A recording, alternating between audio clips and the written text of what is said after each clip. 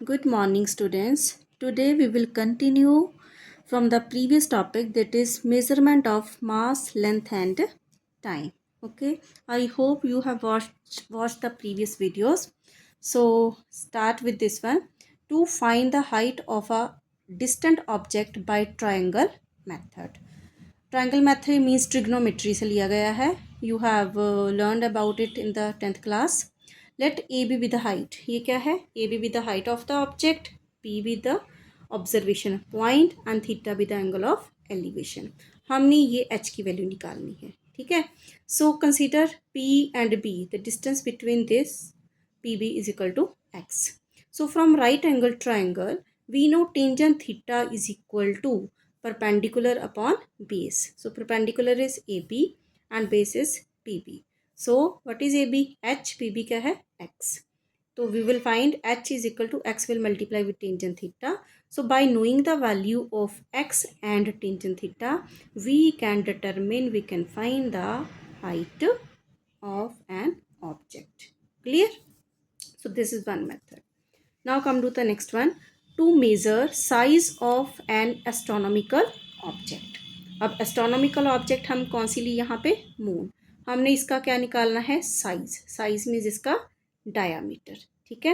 And from the earth E is the point where the observer will observe the moon with the help of a telescope. The observer will observe these 2 points A and B. Okay, and the angle will be theta. Clear?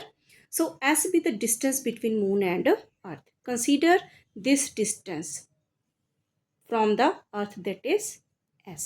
क्योंकि अर्थ और moon काफ़ी दूर है हमसे. लगभग इनके बीच में जो डिस्टेंस होती है वो 4 लाख किलोमीटर होती है. अर्थ और मून के बीच में ये वेरी करती रहती है ना. तो ये जो हमने एक पॉइंट से हमने देखा है, तो हमें क्योंकि इतनी दूर है तो हमें ये डिस्टेंस लगभग ये इक्वल ही मानी जाएंगी. ठीक है.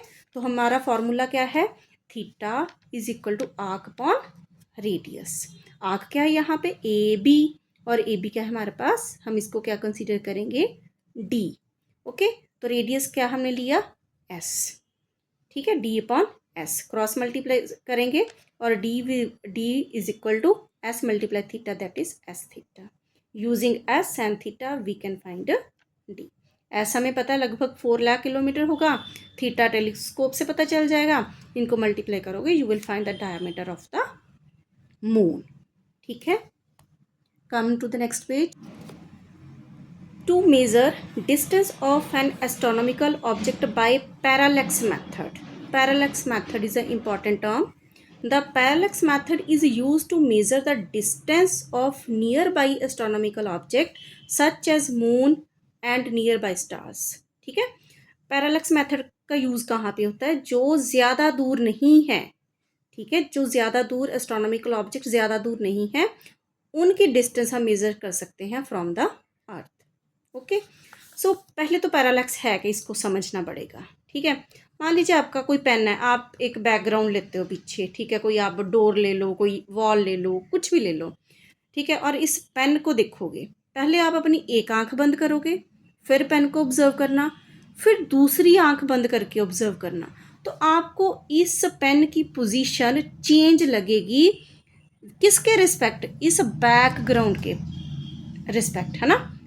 देखना ध्यान से. तो वो जो शिफ्ट होती है इस पेन की with respect to background, that is a parallax.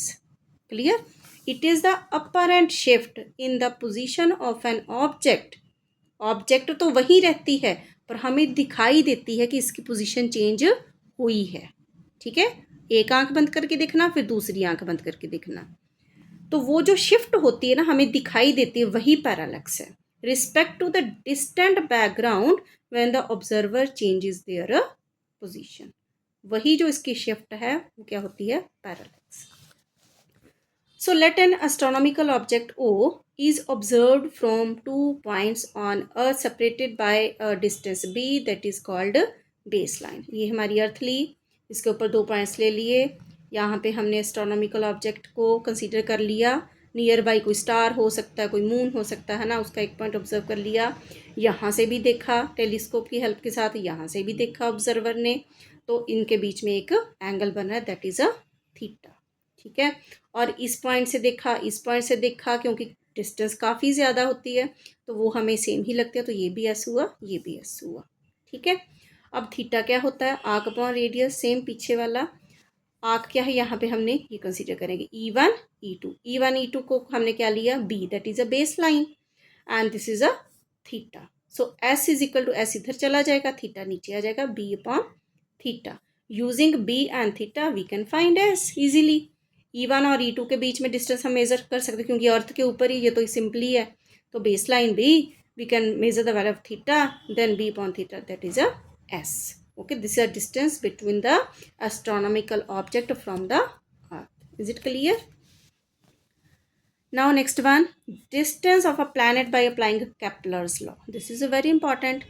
Kepler's law जो है वो आप नेक्स्ट डिटेल में पढ़ोगे, नेक्स्ट चैप्टर शायद ग्रेविटेशन है उसमें पढ़ोगे। ठीक है, इट स्टेट्स दैट, क्या है Kepler's law, ध्यान से, the square of the time period of a revolution of a planet around the sun is directly proportional to the cube of semi-major axis of its orbit. ये हमारा सन है, ध्यान से समझने, इसे ये सन है और ये अर्थ है। अर्थ ऐसे रिवॉल्व कर रही है एलिप्टिकल ऑर्बिट में, है ना। अब यहाँ पे जब अर्थ यहाँ पे है या यहाँ पे है, तो सन और अर्थ के बीच में जो डिस्टेंस है, या इधर से ले लो या इधर से ले लो, उसको क्या बोलते हैं, सेमी मेजर एक्सिस। अब यदि अर्थ यहाँ पे है तो अर्थ और सन के बीच में इसको बोलते हैं सेमी माइनर एक्सिस। ठीक है, इसको ए के साथ रिप्रेजेंट करते हैं और सेमी माइनर एक्सिस को बी के साथ। पर यहाँ पे जब हम इसको आर्टिकल को करेंगे, we will represent as R, small R. ठीक है, तो अर्थ और सन के बीच में जो एवरेज डिस्टेंस है उसको क्या बोला जाता है, semi major axis.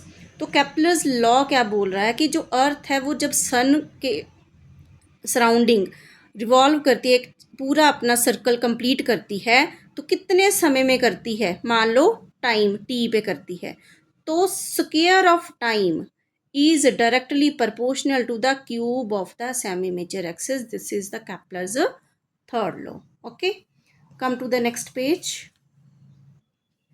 So t square is directly proportional to r cube.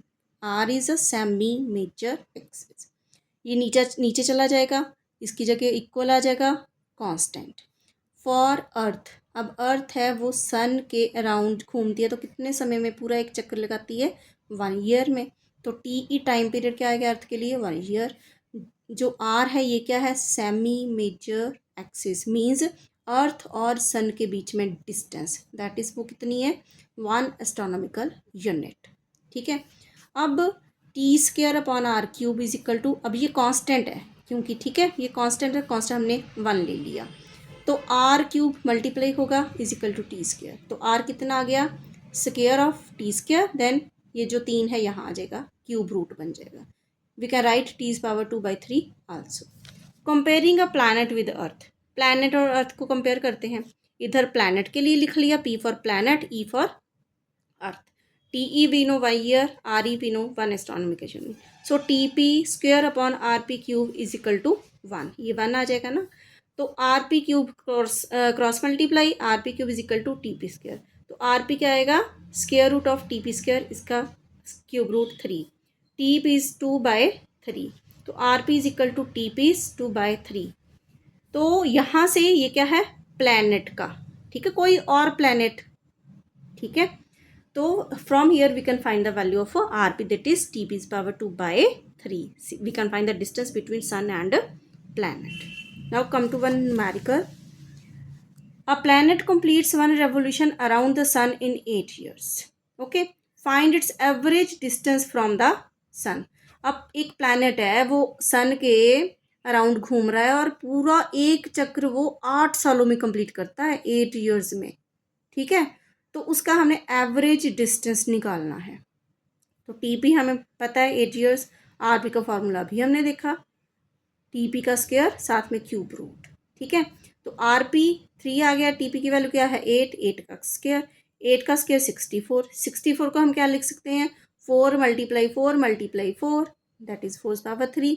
तो ये कट जाएगा, 4 3 पावर, ये कैसे जाएगा ऐसे लिख सकते हैं ना, 4 3 मल्टीप्लाई 1/3, ये क्यूब रूट होता है, 3 कैंसिल, बच्चा क्या, 4 एस्ट्रोनॉमिकल यूनिट. सो ये है distance between the sun and the planet. Next, the distance of a planet by Copernicus method. अब ये जो मैथड है ना कॉपरनिकस, ये कहाँ पे यूज होता है? The distance of inferior planets from the earth or from the sun can be found by Copernicus method. अब inferior planets कौन से होते हैं? जो सन और अर्थ के बीच में आते हैं. वो क्या है? एक वीनस है और एक मरकरी है. इनका जो हम डिस्टेंस है सन से या अर्थ से फाइंड आउट कर सकते हैं. वीनस और मरकरी का distance from the sun or from the earth we can determine with the help of Copernicus method. Is it clear students? ठीक है, inferior planets between the sun and the earth. Come to the next page. So in this diagram, P be the inferior planet and E be the earth. अर्थ और सन और अर्थ के बीच में क्या आ रहा है? ऐसे सन है, ये प्लैनेट भी घूम रहा है, अर्थ भी घूम रही है. ठीक है, तो ये क्या हो गया? एक इन्फीरियर प्लैनेट. ठीक है, सन और प्लैनेट के बीच में जो डिस्टेंस है we will denote it as RPS. P for planet, S for sun. ऐसे ही प्लैनेट और अर्थ के बीच में जो डिस्टेंस है वो क्या है? RPE. और ऐसे ही सन और अर्थ के बीच में डिस्टेंस है RES.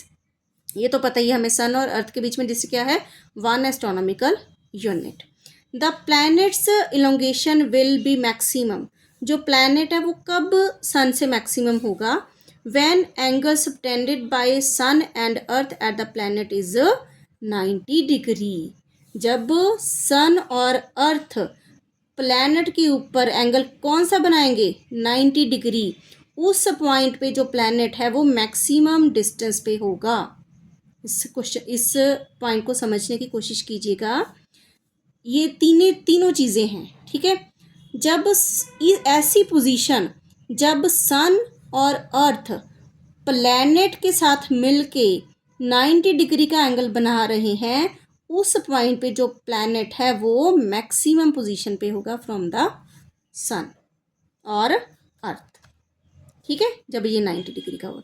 अब ये 90, मान लो हमने ये पॉइंट ले लिया कि एंगल ये 90 डिग्री, इसका मतलब ये मैक्सिमम पोजीशन पे है. ठीक है, अब हमने या तो RPS भी निकाल सकते हैं या RPE कुछ भी निकाल सकते हैं. ठीक है, प्लैनेट की डिस्टेंस अर्थ से भी, प्लैनेट की डिस्टेंस सन से भी. हम यहाँ पे क्या निकालेंगे? प्लैनेट की डिस्टेंस अर्थ से निकालेंगे. ठीक है, अब let epsilon be the maximum value of the planet's elongation, then from right angle triangle PES. ये हमने एंगल एप्सिलॉन मान लिया. ठीक है, अब साइन एप्सिलॉन. साइन क्या होता है हमारे पास? Perpendicular upon hypotenuse. परपेंडिकुलर क्या है? PS. हाइपोटेन्यूज SE या ES, PS upon ES. PS को कैसे लिखा? RPS. ES की value 1 astronomical unit. So sine epsilon क्या हुआ? ये 1 है तो खत्म, सिंपली हम RPS लिख सकते हैं. हमें निकालना क्या है? एप्सिलॉन. तो ये साइन उधर चला जाएगा, ये बन जाता है साइन इनवर्स. ठीक है, साइन इनवर्स RPS. हमें RPS की वैल्यू पता हो, क्योंकि एक चीज़ तो पता होनी चाहिए ना इन दोनों में, तभी ये निकाल से जाए. इसकी पता हो या इसकी पता हो, इसकी तो हमें पता ही है. ठीक है, तो RPS की वैल्यू पता हो तो साइन इनवर्स निकल जाएगा, तो वो हमारे पास एप्सिलॉन की वैल्यू आ जाएगी, एंगल की वैल्यू. ठीक है, इट इज़ इक्वेशन नंबर 1. फिर आ जाओ कॉस एप्सिलॉन. कॉस एप्सिलॉन क्या होता है? Base upon hypotenuse. अब बेस क्या है हमारा? ये परपेंडिकुलर, ये बेस और ये हाइपोटेन्यूज.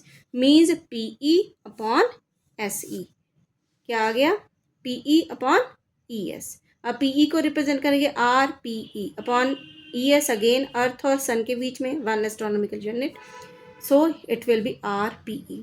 मीन्स RPE की वैल्यू क्या आ गई? Cos epsilon.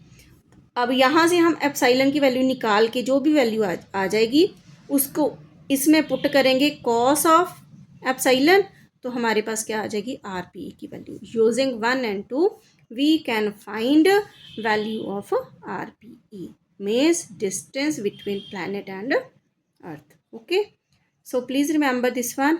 1 एस्ट्रोनॉमिकल यूनिट क्या होता है? 1.496 इंटू 10⁻11 मीटर। 10⁻11 मीटर ये ऑर्डर होता है किसी चीज़ का। किसी भी चीज़ को हम 10 पावर लिखते हैं तो इसका ऑर्डर क्या है? 11। ठीक है। So this is our today's topic and kindly watch this video, share this video, like, comment and subscribe my channel. Okay, thank you. We will meet tomorrow. Okay, bye bye.